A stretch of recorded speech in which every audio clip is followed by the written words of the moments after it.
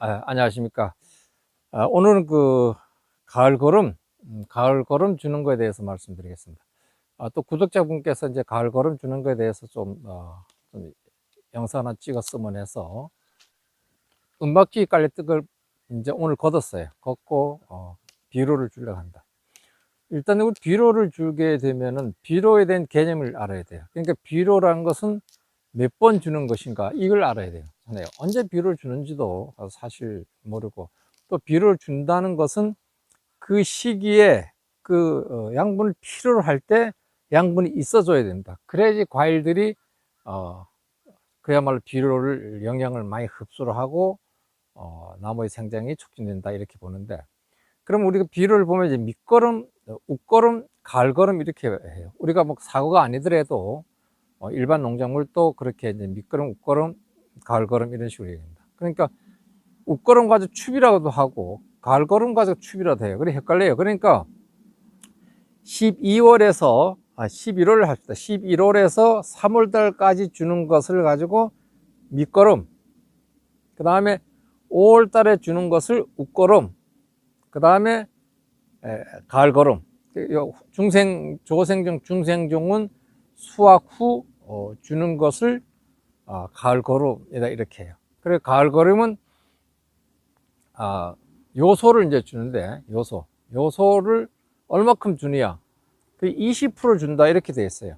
이건 무슨 소리를 하면은, 우리가 질소 같은 질소, 인산, 가리, 요건 이제 비료의 3요소죠. 이 비료는 반드시 줘야 된다는 얘기죠. 물론 뭐 근래 들어와서 비료를 안 주고 재배하는 농가들이 있다고 하는데, 그것은 이제 개시명, 넓은 공간에서 뿌리가 많이 나가 있잖아요. 토양에 질소들이 많이 있잖아요. 그러니까 그것을 흡수를 해서 먹고 살아갈 수 있지만은, 이렇게 밀식으로 심을 때는 그 안쪽만 있기 때문에 비료를 적게 줘야 된다 이렇게 말씀드리겠습니다. 그러면 질소는 밑거름일 때 60%, 그 다음에 추비, 웃거름일 때 20%, 가을거름일 때 20%, 이래 해서 100% 주는 거예요. 그 다음에 인산은 밑거름을 주는 거예요. 밑거름. 100%를 밑거름 주는 거예요. 그럼 밑거름이란 뭐 아까 얘기한 대로 11월 달서부터 3월 이전이라고 그랬잖아요. 3월 이전. 그러니까 3월 이전, 2월 달에 줘도 되고, 그래서 11월 달 줘도 12월 달 줘도 됩니다. 눈이 있으면 눈이 여기서 땅으로 들어가니까. 그렇게 보시면 돼요. 그러니까 인산은 100%를 이제 밑거름으로 주는 거예요.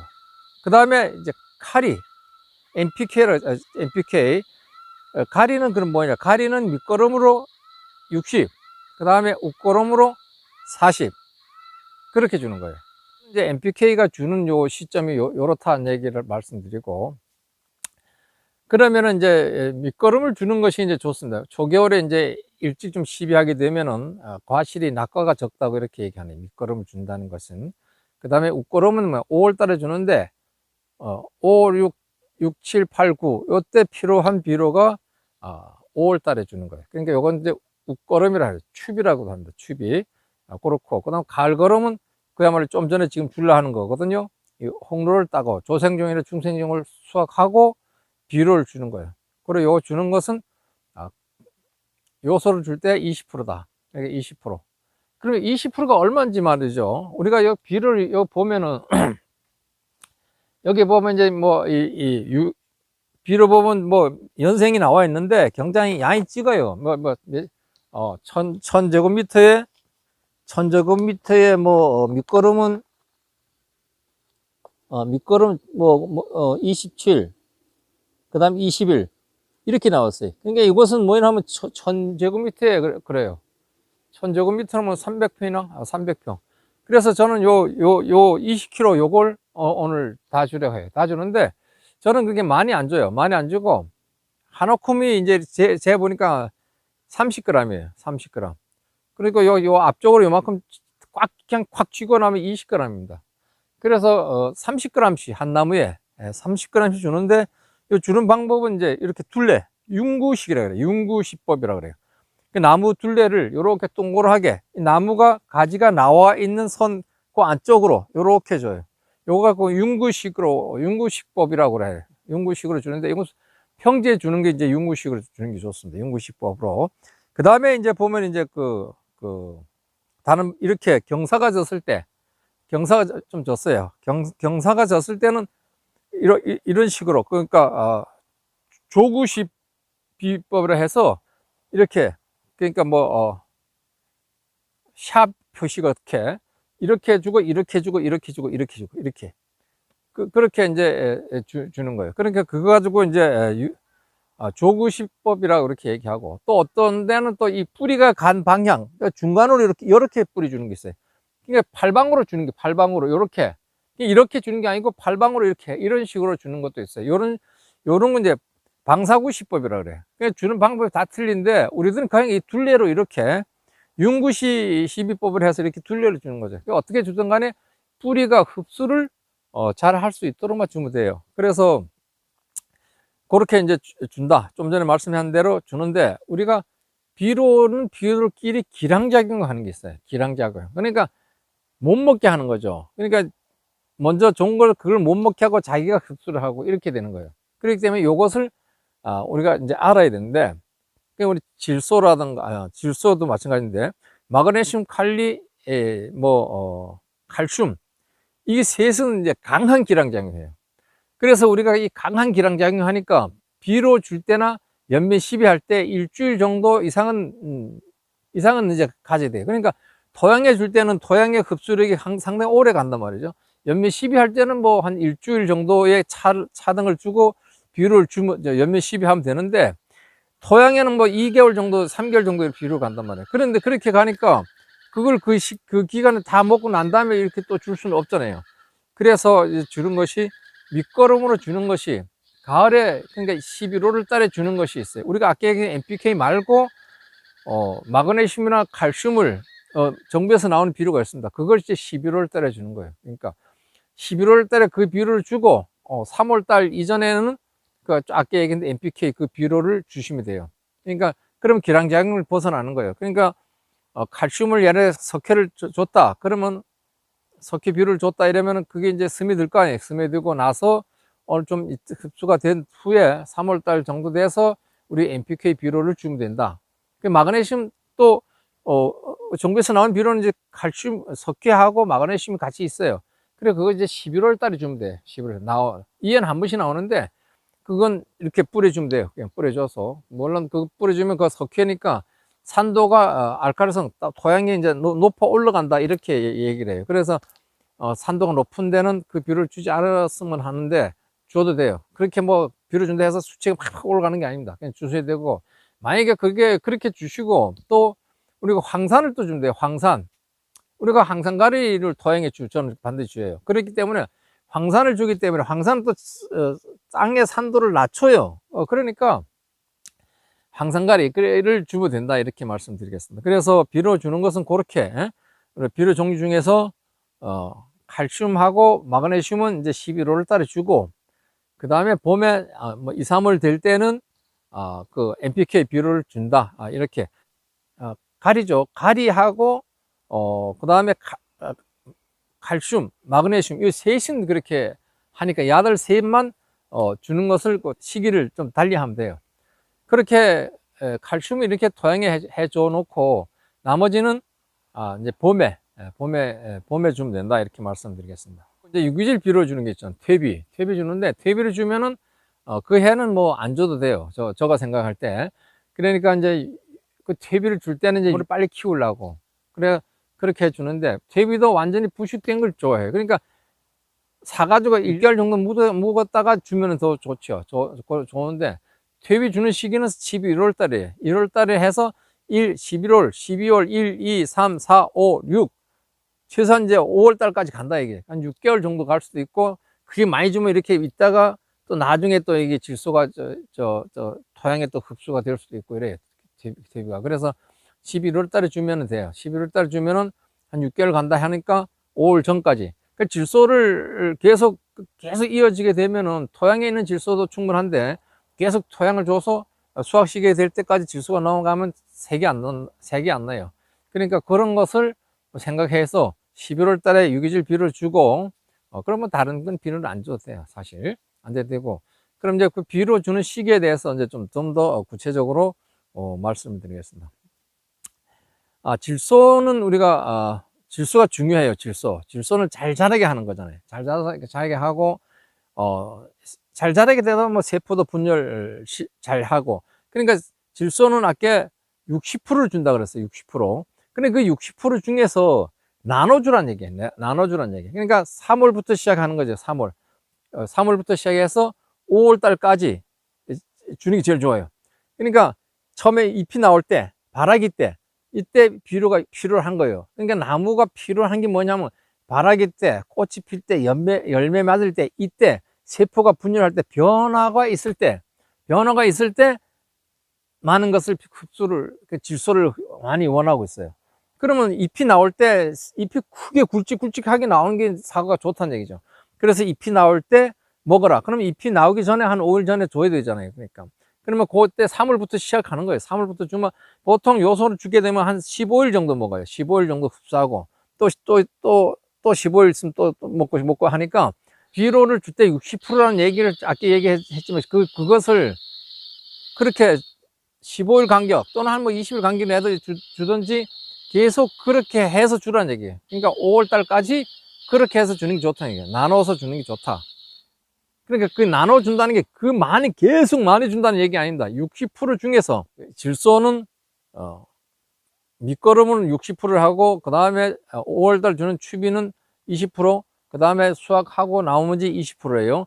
그럼 전체적으로 얼마큼 줄 것인가 예상되었을 때, 저는 뭐 이 한오쿰을 갖고 계산하는데, 한오쿰 갖고 하는데, 보면은 계속 20g씩 계속 주는 거예요. 계속 15월 간격으로 저는 계속 이렇게 주고, 그렇게 해서 5월달까지 그렇게 주게 되면은 나무가 이제 발화가 잘 되겠죠. 근데 물은 또 80% 정도의 필요를 하다 그랬어요.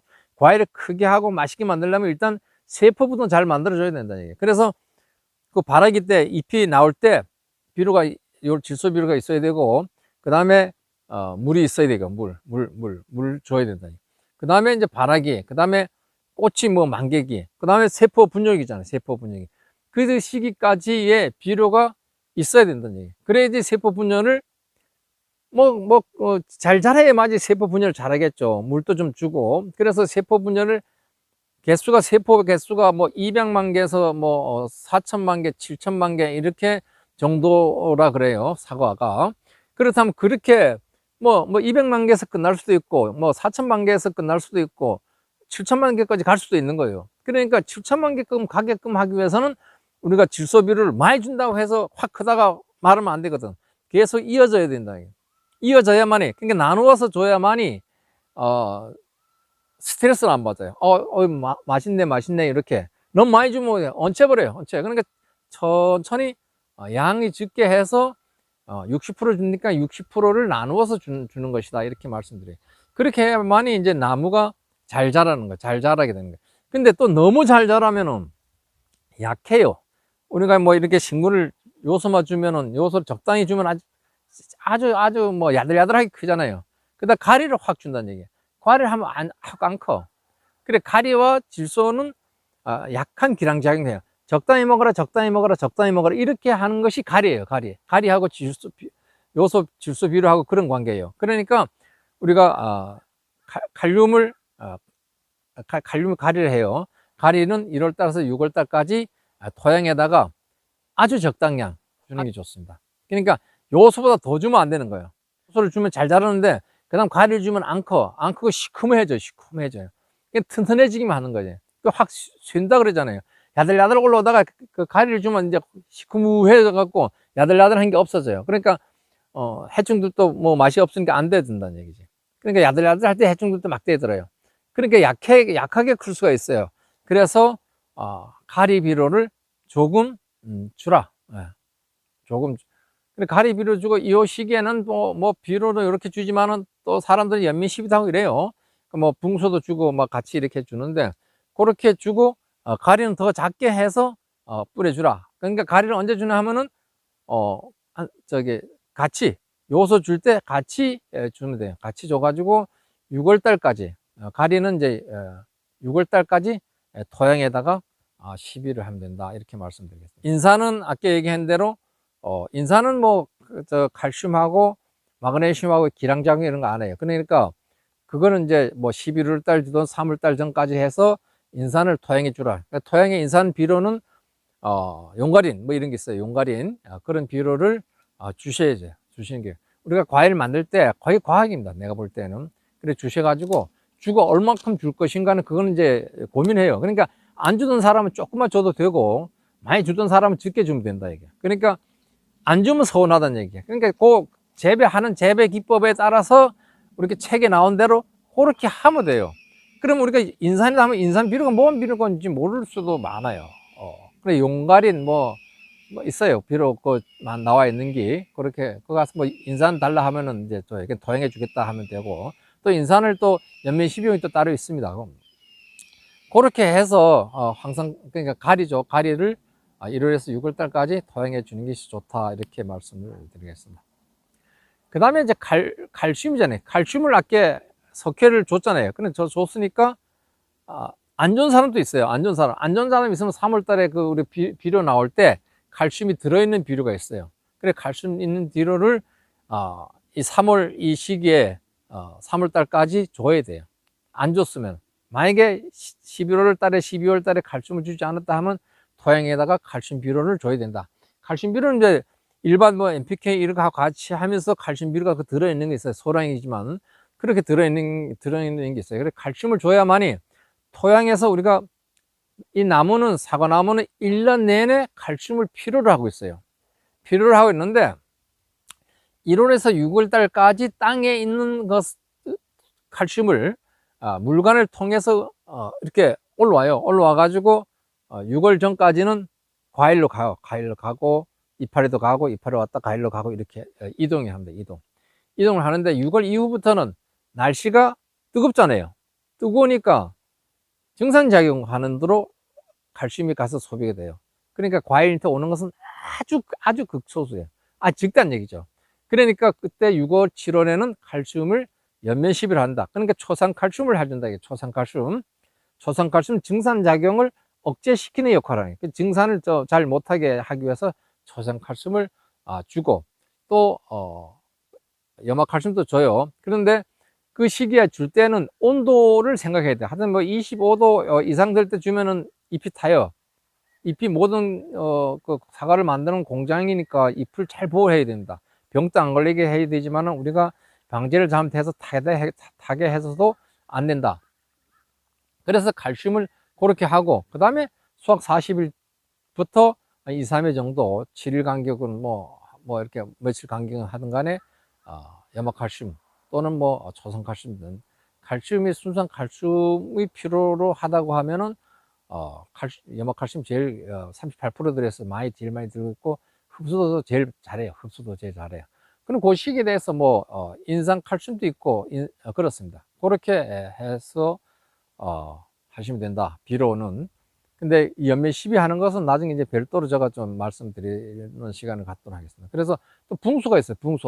붕소는 우리가 그 연면 시비예요. 그러니까 0.2%, 0.3% 해서 이 개화기, 꽃이 개화기나 또 수확 후에 이제 붕소를 하는데 수확 후에 사람들이 붕소 잘 안 하고 그냥 아까 얘기한다는 요소만 이렇게 치고 마는데 만약에 붕사가 잘 안 녹으면 붕사는 따뜻한 물에 녹이면 잘 녹아요. 그렇게 해서 2, 3년에 한 번씩 발화기 때 이렇게 하기도 하는데 또 그 시비가 또 부족하다고 하면은 연면 시비할 때 붕산을 가지고 하시면 돼요. 붕산. 그러니까 0.2%, 0.3% 이렇게 되는데 시중에서 연면 시비용 나와요. 그래 그거는 해주는데 지나치게 붕산은 많이 쓰면 안 돼요. 붕산은 뭐냐면 그 이동을 잘하게 해주는 그런 역할이에요. 그러다 보면 과일이 크게 해주는 거죠. 우리가 영양분의 이동을 잘하게 해주면 과일이 클 수 있어요. 그래서 붕소는 과일이 크게도 하는데 관여하고 마그네슘은 그 단맛을 내는 그런 그 마그네슘이 있고 칼슘은 이제 단단하게 인산은 그렇게 당분해를 또 촉진시켜 주는 것이고 질소는 잘 자라게 하는 것이고 이렇습니다. 아무튼 오늘 그 주요 포인트는 칼슘하고 마그네슘 비료는 11월 달에 주는 것이 좋다. 11월 달에 토양에 준다 얘기죠. 그 다음에 토양에 주니까 우리가 또 그 요소 수확 후에 주는 비료가 요소는 후지는 3%에서 5% 주도록 되어 있어요. 연면 12를 그때 그러면 15kg에 15kg. 그러니까 물 500리터에 15kg를 녹여서 주시든지 한 10kg 주시는데 줘가지고 잎이 많은 데서는 뭐 한 10kg만 넣어서 녹여가지고 연면 12 하시는 게 좋고 이렇게 말씀드리겠습니다. 감사합니다.